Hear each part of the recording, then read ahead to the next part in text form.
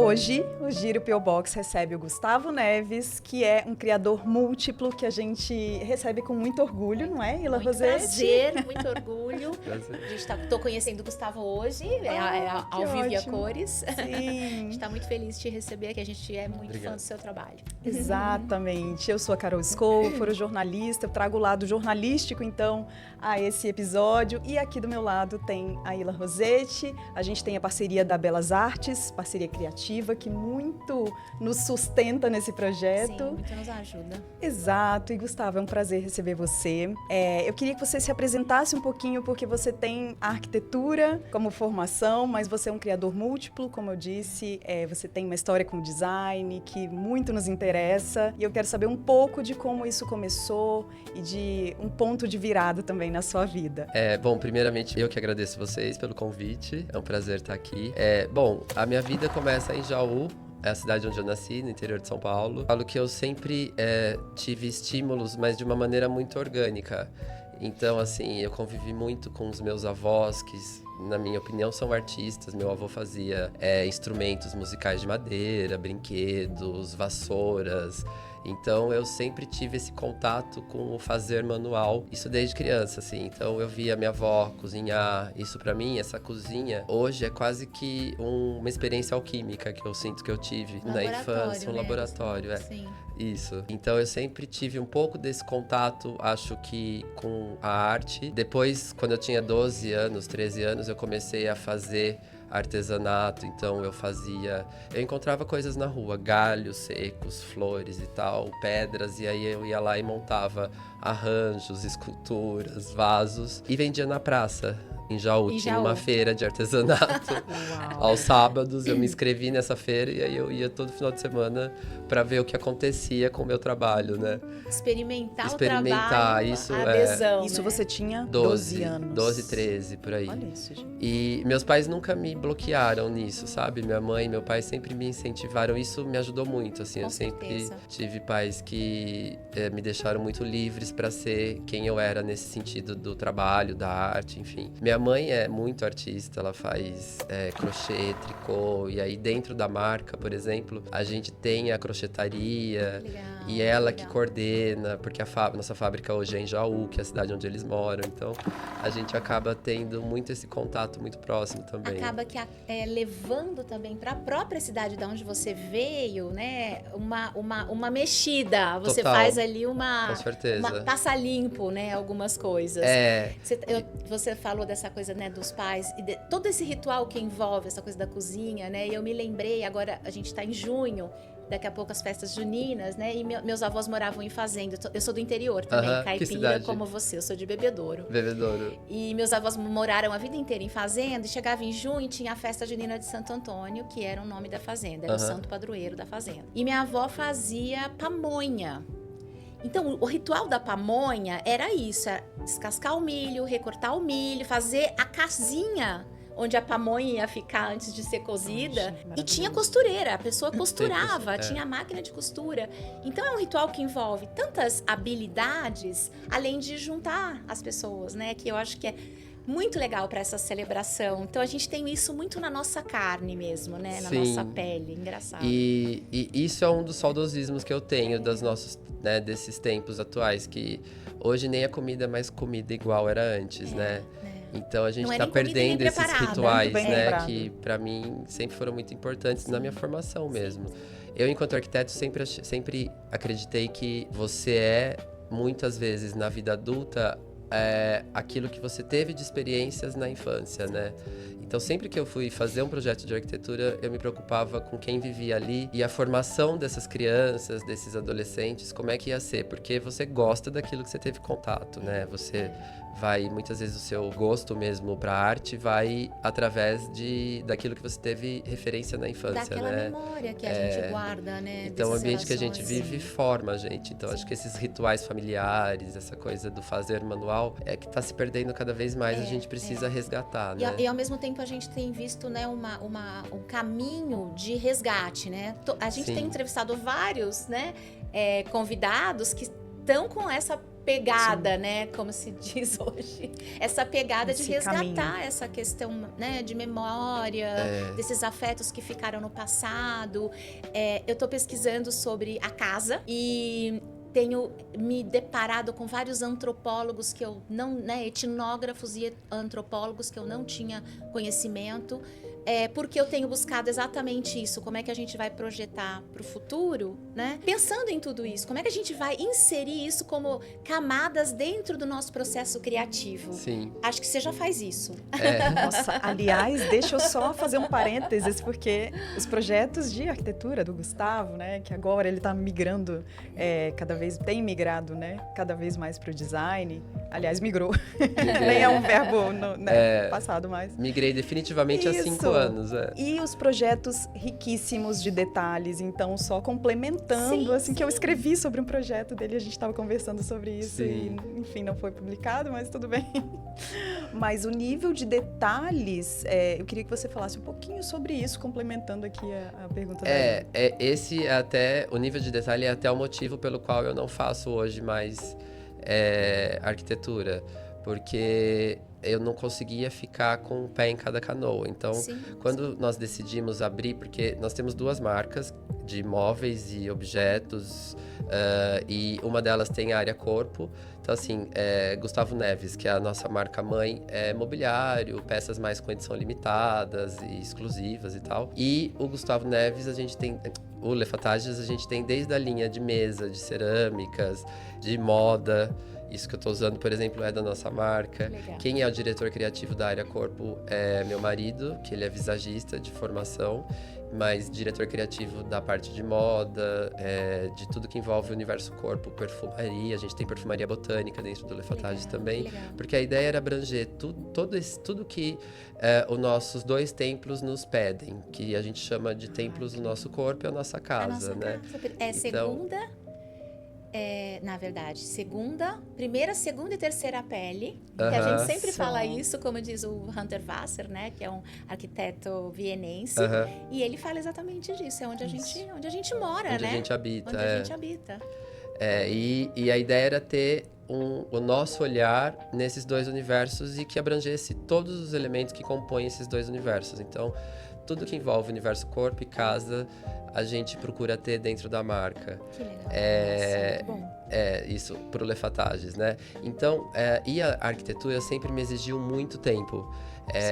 Porque, como a gente estava falando, essa coisa de mínimos detalhes, eu desenhava o rodapé, a torneira era feita sob medida, desenvolvida para aquele projeto. Exclusividade, a maçaneta, tudo, a iluminação. Então, tudo era desenhado para cada projeto, cada novo projeto, a gente desenhava tudo do zero.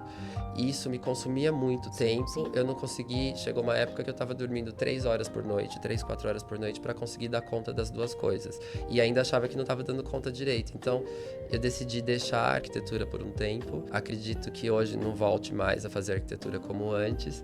Mas... Porque eu me realizo muito fazendo o que eu faço. Eu adoro ser artista, designer e desenvolver novos produtos. Para mim é o que tá no meu cerne mesmo. E eu tive uma experiência de 13 anos, né? Complementando aquilo que a gente falou no começo, né? Trabalhei com artesanato, arte na adolescência, me formei na faculdade, fui para Londres, fiquei 1 ano e essa foi talvez a grande virada de chave. Eu trabalhei 13 anos num grupo de varejo do interior chamado de Imóveis, onde eu era diretor criativo deles. Então, eu comprava, viajava o mundo fazendo compras, conheci manufatura de todo tipo que vocês podem imaginar. Uau. Então, é legal porque assim...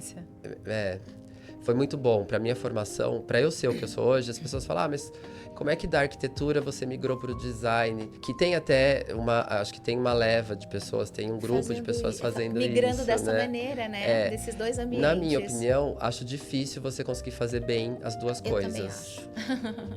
Por isso até que eu deixei a arquitetura, porque senão eu não conseguiria fazer bem nenhuma das 2. Fazer móveis, fazer obra de arte e objeto. Muito diferentes. Totalmente. São 2 referenciações, né? Seu corpo se refere a cada uma delas de uma outra forma. Totalmente. Ele é abrigado e o outro ele estabelece relações práticas, usuais, corpo a corpo, né? Então essa minúcia eu acho que é importante ter claro, né? Eu acho que você é muito maduro nesse sentido. O nosso segundo muito jovem e maduro que aparece aqui, né, Carol? Pois é. E aí eu tive isso. Então, eu tive essa escola de 13 anos de aprender. Então, assim, eu aprendi a fazer tapete com os iranianos. Uau! Né? Aprendi a fazer o shosugiban com os japoneses, aquela técnica de carbonizar madeira. Carbonizar. Então, assim, todo mundo fala, essa madeira carbonizada é diferente das outras. Eu aprendi com eles. E a gente tem uma forma um pouco diferente de fazer, né? Que legal. Então, e aí você acaba criando o seu jeito, né?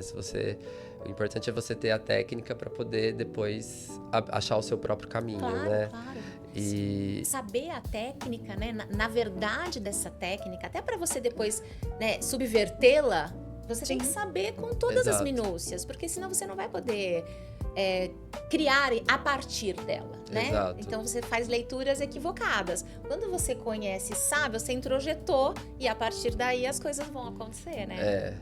Muito legal isso, é importante. O Gustavo, e como que você define a sua linguagem? Porque você tem uma linguagem muito característica, muito própria no seu trabalho, então queria saber do criador qual a definição que você dá, ou se você não gosta de definição. Então, na verdade, não é nem que eu não gosto, ou né, gosto ou não gosto.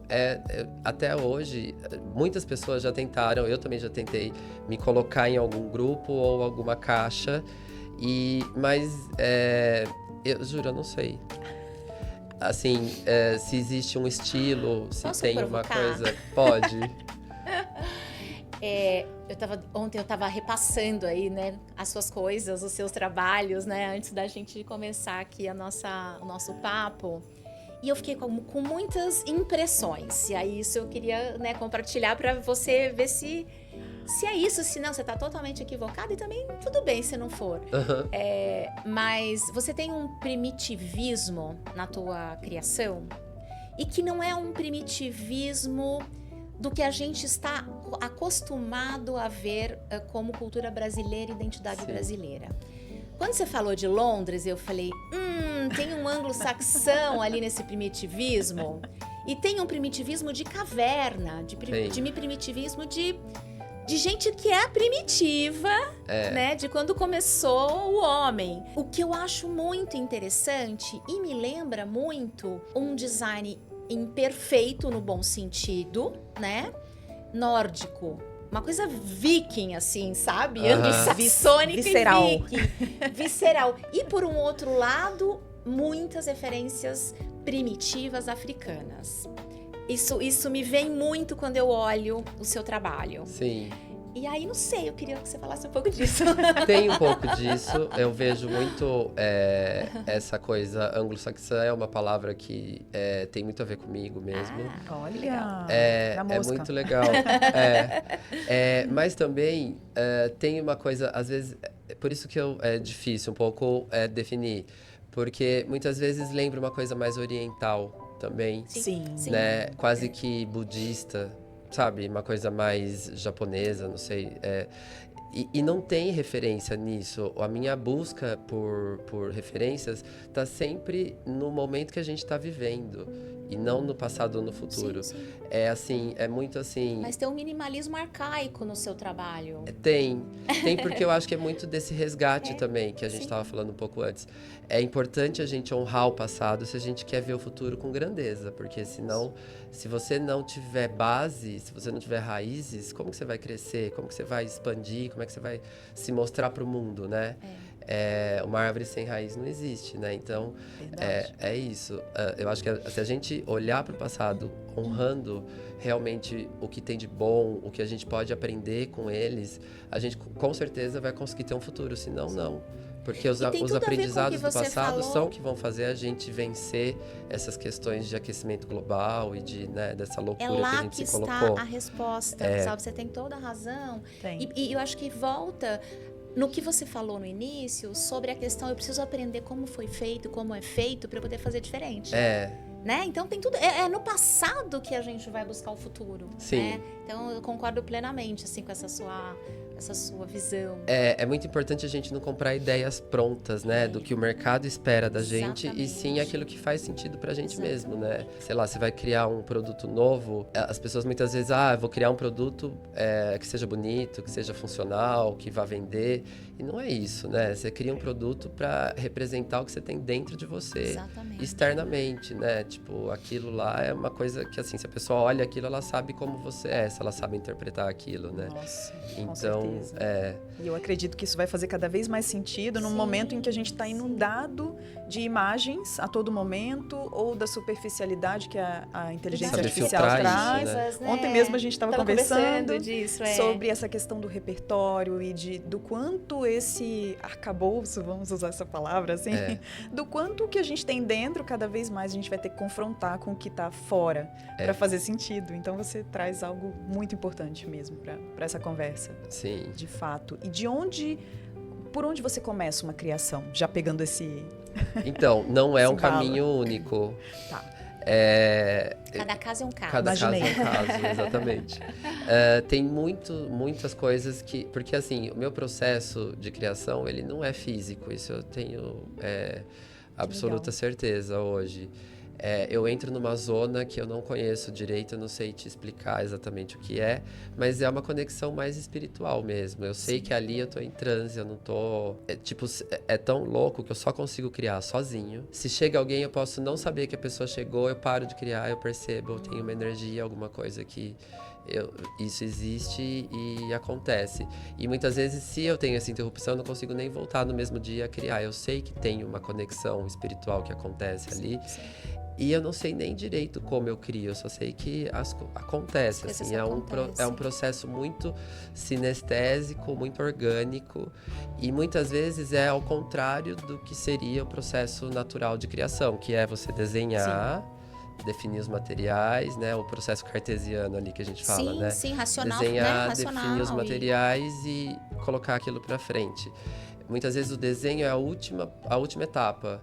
Tipo assim, a gente primeiro produz a peça fica pronta. Que legal. E aí minha equipe vai desenhar depois de pronta. Porque eu construo a peça muitas vezes sem esse desenho, sem ter Sem a racionalidade que a coisa Exatamente. Muitas vezes vai exigir depois, né?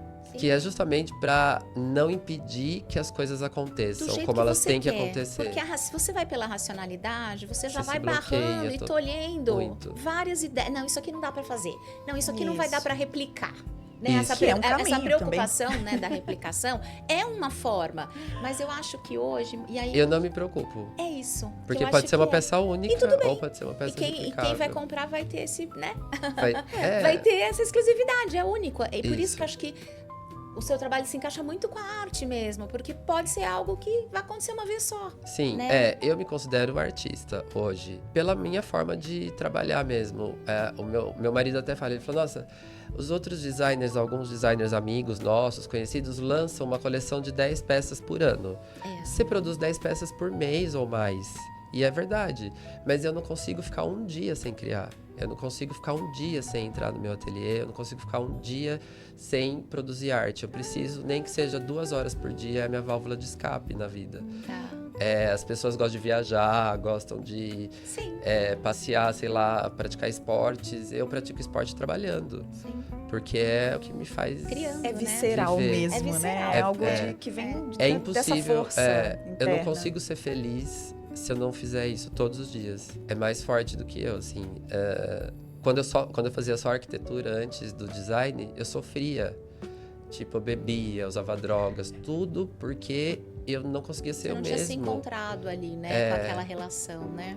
E aí, aos poucos, eu fui me encontrando e entendendo que esse era eu e realmente aceitando, né? Porque também vem muito da aceitação, né?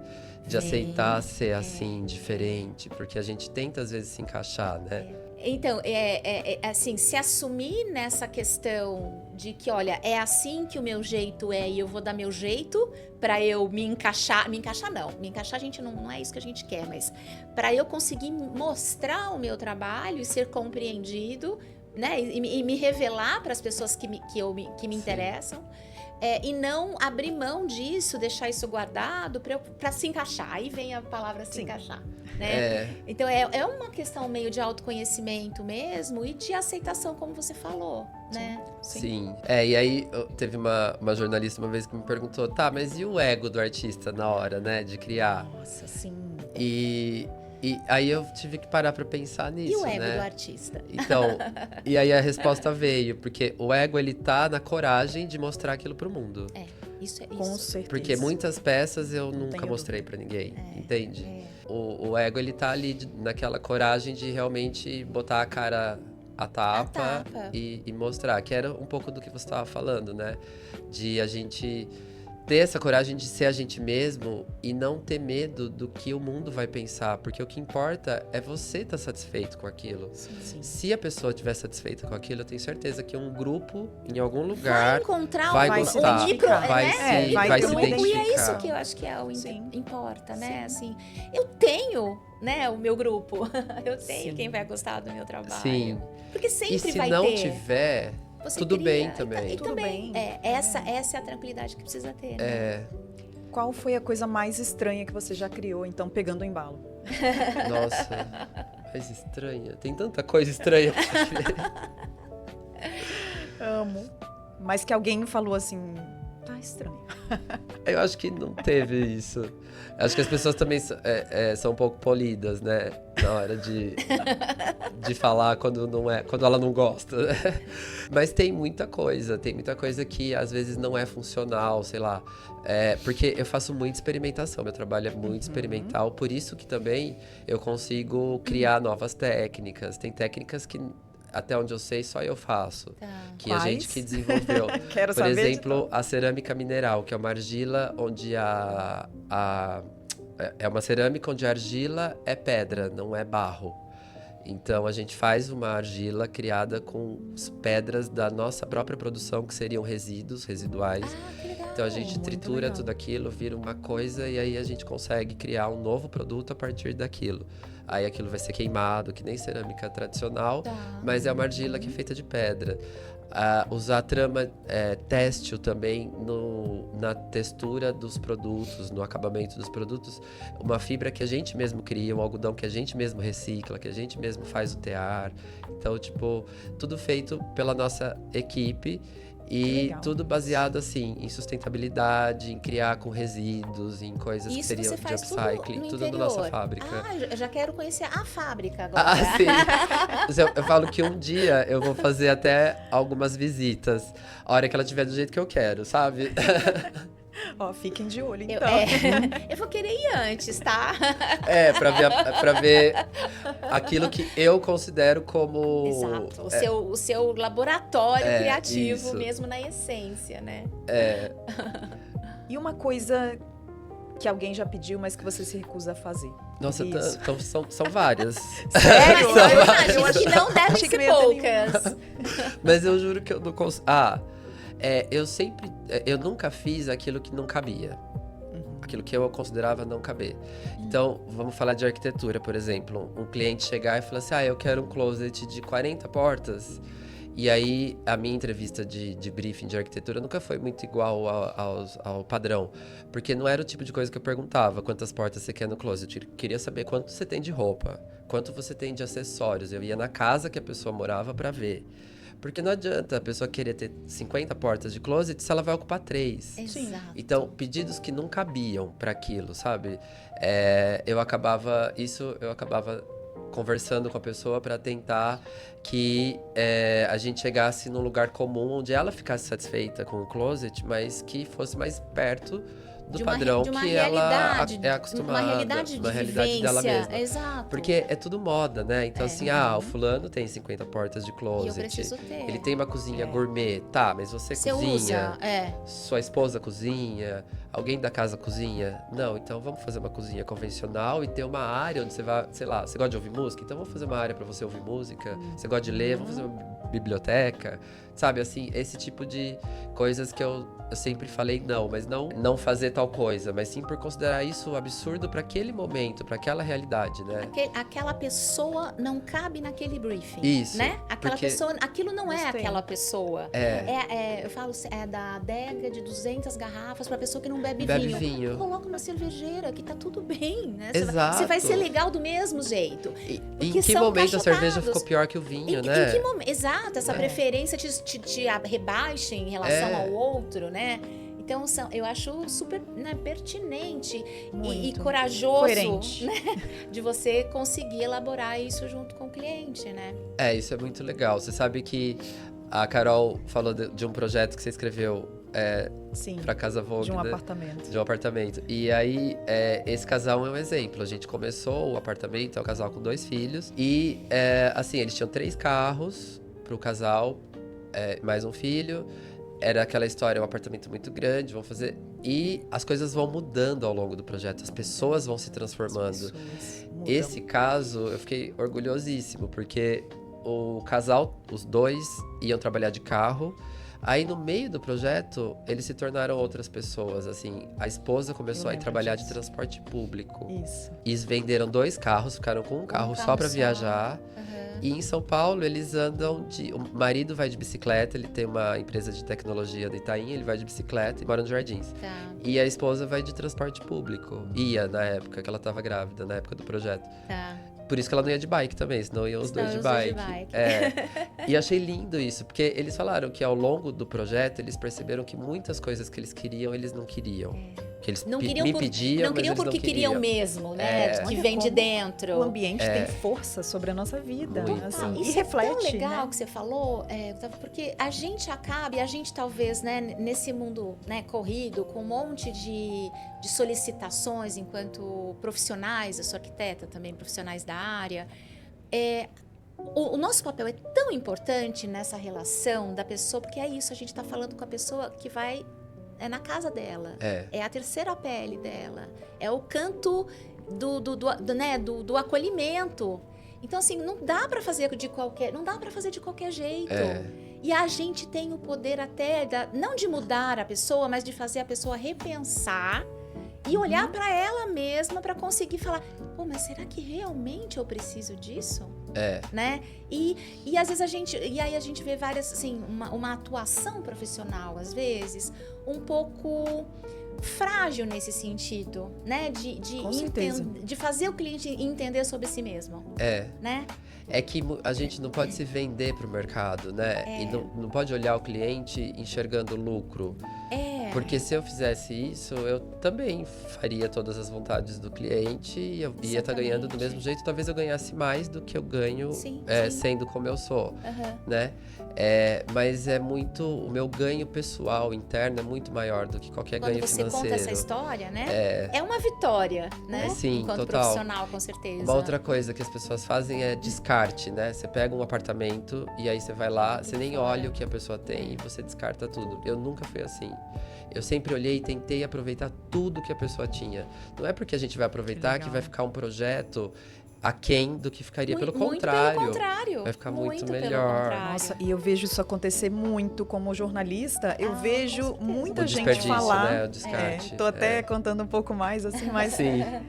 Tudo aqui é novo. Então, imagina. Como se isso fosse uma conquista, né? Isso. E cadê a sua página anterior? Não existiu ninguém. Essa história, cadê né? essa história? Vida? As pessoas estão descartando histórias inteiras e aí se perde uma profundidade, que o seu trabalho ele tem profundidade. Sim. Eu vejo muito isso.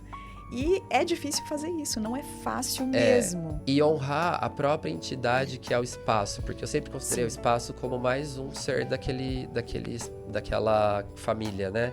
Então, o espaço também é uma entidade. Imagina se alguém chega e te tira tudo, te desrespeita a esse ponto de não considerar que nada do que você teve até hoje tem importância. Tem valor. O espaço precisa ser respeitado também. Então, o lugar onde você vai reformar, fazer um território sagrado, né? Muito. Gustavo? E ele tem que ser respeitado. Sagrado. Então, tudo ali que tem valor precisa ser preservado, né? Se tem um piso bacana, uma parede que você pode descascar e mostrar as várias camadas de história que tem ali, né? eu fiz muito isso, é que virou moda agora, mas eu fiz muito isso, mas sempre com esse intuito histórico mesmo. Você fez muito isso, né, no muito, seu trabalho. desde o começo. Desde quando ninguém fazia. Minha primeira casa cor eu fiz... Eu me lembro. 2016. Chocante. Inesquecível. Inesquecível, chocante, transformador, né? Coloca projeto. a imagem aí, editor. Então. Era um banheiro funcional de 18 metros quadrados. E eu fiz esse descasque na parede. E assim, até o último minuto, até as pessoas abrir, incomodadas. Eu não sabia qual era a reação do público. Porque até pessoas que visitaram antes de inaugurar ficavam em dúvida se aquilo era legal porque mesmo. É o estranho, né? Não no sentido do bom, do feio, do bonito, mas estranho. O estranhamento. A gente não tá acostumado. Ele causa um estranhamento. Mas aí a mostra inaugurou, eu ganhei todos os prêmios daquele ano que tinha, desde o prêmio Deca e os outros de Casa Cor.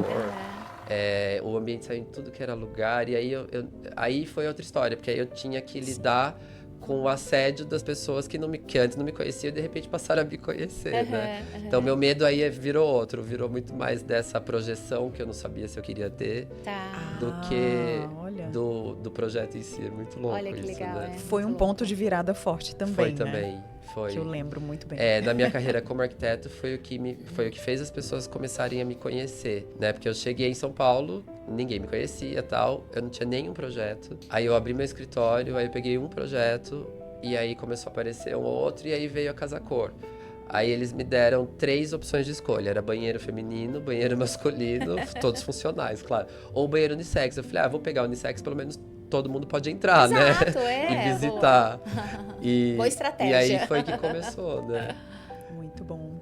Uma coisa que você acha absurda no design atualmente? A referência. Tipo assim, todo mundo usa as mesmas referências, então fica tudo pasteurizado, né? Tudo homogeneizado. Então assim, veio a moda do sofá curvo. Todo mundo desenhou sofá curvo. Eu não suporto mais ver sofá curvo. Desculpa os amigos que desenham sofá curvo, mas... Desculpa aí. No sentido polêmicas na mesa. Todo mundo faz Momento tudo de parecido, polêmica. né? Que a Carol claro que adora. tem uns lindos. Mas vocês não concordam? Claro que tem sofás curvos lindos, né? Você pega do Royer, por exemplo, aquele Polar Bear, que é maravilhoso, né? Aquilo é lindo, né? É lindo. Mas aí vem tudo que todo foi... mundo ser curvo, né? Isso é o que mais me irrita na decoração hoje em dia, é que todo mundo segue a mesma padronagem, segue Porque a mesma... empobrece tudo isso que a gente falou, né? Empobrece Chapa, todos, nivela, né? Esvazia. Tudo isso que a gente conversou até agora. Eu sou o oposto, assim. Eu vejo, estão criando isso, então eu quero criar algo que tá... Vou por aqui. É o oposto disso. Então vai ser tudo quadrado agora. Não existe mais, sabe? Adoro, porque traz um contraponto e é muito importante que a gente tenha. E você traz repertório também. Mas falando nisso, tem uma outra polêmica, porque, inclusive, o algoritmo me trouxe, graças a Ila, inclusive, que eu vi uma curtida dela lá. Eu não sei se você viu, mas o Anish Kapoor, ele comprou os direitos de uma cor. O preto absoluto. Que é um preto absoluto. É maravilhoso. Que é maravilhoso. Que não tem nenhum reflexo. E aí eu falei, nossa, e as pessoas que já utilizam, por exemplo, até madeira carbonizada, que não tem nenhum reflexo, essas coisas todas, enfim. Foi algo também que a mídia supervalorizou, enfim. Mas, e uma outra pessoa comprou rosa também. Então, eu falei, nossa, agora vai ser eu quero uma coisa nova. É. O que você compraria só pra você? E o que você acha dessa história toda? Não compraria nada só pra mim. Eu acho que cada um tem a sua forma de criar, né? Sem críticas à questão pessoal, porque eu não sei quais motivos levaram. Sim. Eu sou muito fã do Anish Kapoor. Eu também sou fãzíssima. Desde que eu me conheço por gente. Eu sou apaixonado. Então, eu não sei que motivos o levaram a decidir que o preto absoluto seria só dele. Mas eu, pessoalmente, nada. Eu acho que o que tem aí tem que estar para todos, né? O sol tem que brilhar para todos. E aí cada um vai ter a sua linguagem sobre aquilo. Nunca ninguém vai superar o trabalho do Anish Kapoor por conta de uma cor, porque tem, né? Tem ele ali, tem um repertório a forma que ele faz é única. Como ele pensa. Pode vir todo mundo copiar. Eu olho aquela coisa convexa dele. Eu sei quando é dele e quando não é. Eu acho que isso que faz diferença. Eu teria uma obra do Anish Kapoor, se eu pudesse. Eu também. Só pra também. Eu já pedi pro meu marido de presente, ele não me deu. Não sei por quê. mas eu teria. Mas eu acho que existe um medo de massificação, Gustavo. E existe esse medo, assim, pra você? Tudo vai ficar massificado algum dia.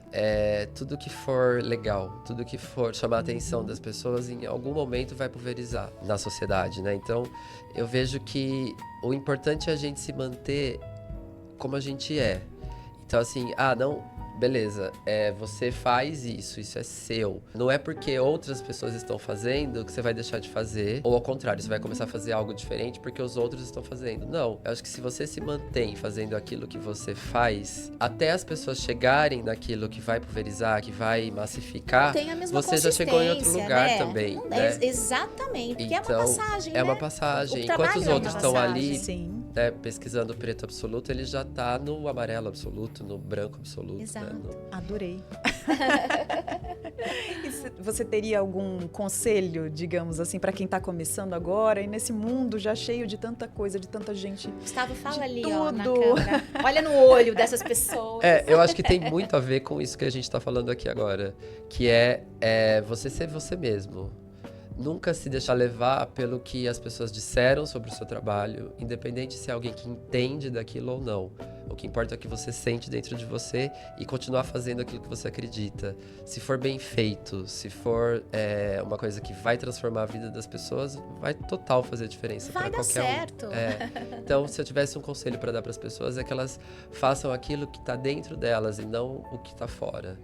Né? Não é algo que ela referenciou, que ela viu. Não, é uma coisa que está dentro, que ela sente dentro. Eu sinto dentro de mim que o que eu preciso falar é de aquecimento global, dessas rituais da natureza que estão deixando de existir, sabe? Isso pra mim é o que eu preciso falar, independente se o mundo tá falando de outra coisa. Exatamente. Pra mim o que faz sentido é isso. E porque não existe um mundo só, né? Não. Existem vários mundos, vários raciocínios, né? Várias olhares, cabeças, vários valores, né? O que eu acho que as pessoas perdem muito tempo olhando o trabalho dos outros no Pinterest, na rede social e não sei aonde, e esquecem de olhar pra dentro, pra ver que tela que você tá enxergando dentro de você, né? Não é a mesma, com certeza não é a mesma do celular. Nossa, não mesmo. Não é mesmo. Esse confronto é cada vez mais importante, de trazer o que tem de dentro, porque fora já tem muita coisa, já tem excesso. Já tem muita coisa duplicada, triplicada. E fica óbvio, né? Pra mim, pelo menos, quando eu vejo o trabalho de um designer que usou referências de fora ou quando é genuíno, né? Quando é autêntico, é muito diferente, né? Com certeza. Principalmente agora as pessoas começando criações na IA, ou seja, que vai pasteurizar mais ainda também, que o a gente trabalho. Vai ter que ter um desafio para a gente enfrentar aí pela frente, né? Como é que vai ser essa relação de criação, que é importante. É importante. Mas... Eu nem tenho IA no meu celular. Eu não tenho baixado nenhum desses aplicativos. As duas senhorinhas aqui, ó. Eu baixei o ChatGPT, sei lá, faz 1 ano e pouco, porque uma amiga falou, mas eu não usei nenhuma vez. Eu fiz um negócio, assim, escrevi um texto e tal, não achei, assim... Quase virgem. E aí não tive mais, nunca mais tive. Gente. Eu baixei o Claude esses dias também, não usei, já desinstalei também. E como que você alimenta o criador, o Gustavo Neves criador? Eu acho que vivenciando tudo, cada experiência ao máximo. Uma coisa que eu falo muito com o meu terapeuta é sobre você aproveitar o tempo que você tem, né? E aproveitar o tempo, pra mim, não é você fazer coisas e ter uma agenda. Não, aproveitar o tempo é você absorver realmente aquilo, estar presente. Mas estar presente com presença de verdade, né? De corpo, né? Totalmente, assim, sentindo cada coisa e não deixando passar as oportunidades, porque eu vejo que cada vivência, cada experiência que eu tenho me fazem ser quem eu sou, tanto como pessoa, como ser humano, como profissional, né? Eu acho que é um pouco isso. Nossa, nosso episódio 9 tá realmente mágico. Recheado. O 9 do 9, né? O 9 do 9. 9 do 9. Ila, você tem mais alguma questão para fazer para o Gustavo? Eu teria várias. Ficaria aqui, acho que o dia todo conversando com o Gustavo. Já quero marcar uma entrevista com você pro meu trabalho. Vamos marcar, sim. Que acho que vai ser um prazer. Vai contribuir muito, né, como estudo de caso numa segunda etapa do meu trabalho. Você vai estar nele, com certeza. Mas acho que a gente deu uma boa imagem do que é o Gustavo, né, Carol? Um criador múltiplo, realmente. Uma bombinha relógio. Você gostaria mais de falar alguma coisa, Gustavo? Bom, acho que é isso, né? Bom, primeiro, obrigado, né, pela oportunidade. Adorei estar com vocês aqui. Que bom. E espero que de alguma forma eu possa contribuir para que outras pessoas encontrem os seus caminhos, né? E sejam felizes fazendo o que fazem. Por mais, né, jovens, profissionais com essa visão de mundo, né? Porque é a visão de um mundo que a gente tem que reconstruir, né? Ou construir, na verdade. Então, acho que isso é muito importante, né, para os nossos ouvintes. Nós temos muitos alunos, né, da Belas Artes, que nos seguem, de outras também universidades, mas plantar essas sementes na cabeça, eu acho que isso que vai...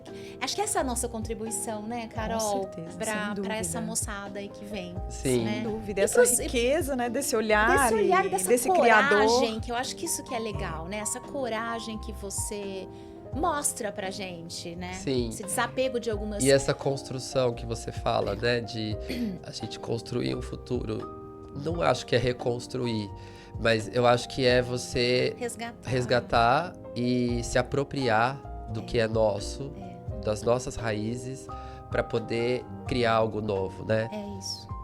Se apropriar de quem a gente é, ter orgulho de ser brasileiro, ter orgulho dos nossos povos originários, ter orgulho da sua própria origem, né? Ter orgulho de ser humano, né? Que eu acho que isso é legal, que eu vejo muito isso no seu trabalho. Esse primitivo que eu falei há pouco, é esse primitivo do que é o homem mesmo, Sim. né? Sim. Do ser humano, né? Que é complexo, que é interconectado, que é sentimento com razão, com o que eu preciso, como é que eu uso isso, qual que é a minha performance dentro do espaço. Tudo isso né, então, acho que moldar esse homem que vem de um mundo que se tornou extremamente complexo, né, e que a gente ainda não está conseguindo responder muito bem a ele. Então, acho que essas visões, esses caminhos, né, que você propõe, é uma seara a ser conquistada. E ser profundo, né? Ser profundo. Porque é um mundo, a gente vive num mundo muito superficial. Exato, Se a gente muito quiser ser aqui, raso, né? é fácil, né? Nossa, muito fácil. Mas assim, pra gente conseguir ser quem a gente é, você precisa de uma certa profundidade. Exato. Senão, você vai ser mais um, né? Falei que a gente ia Nossa, ficar aqui o dia exatamente. inteiro. A gente começa uma coisa e vai. Mas é que o papo é gostoso, né? Eu tô adorando também. É o caminho da superficialidade, é o que tá aí pairando no ar. Nós e assim, já está dado, né, Carol? já está dado, temos. já temos. Ontem mesmo a gente estava conversando sobre a pasteurização que o mundo vive, que cada vez mais pode ser alimentado. Então, quando a gente vê visões assim como a sua, a gente quer mais e mais e mais, perguntar muito mais, enfim. Mas nesse clima de profundidade a gente se despede, agradece a parceria da Belas Artes. Essa simpatia do Gustavo. Sim, a simpatia do Gustavo e todas as lições que a gente aprendeu aqui. Todas as lições que a gente trocou, muitas. Nas entrelinhas. entrelinhas. Exato. Muito bom. Gustavo, obrigada. Obrigada, Gustavo. Foi um prazer te conhecer pessoalmente. E o Giro PO Box fica por aqui. Muito obrigada.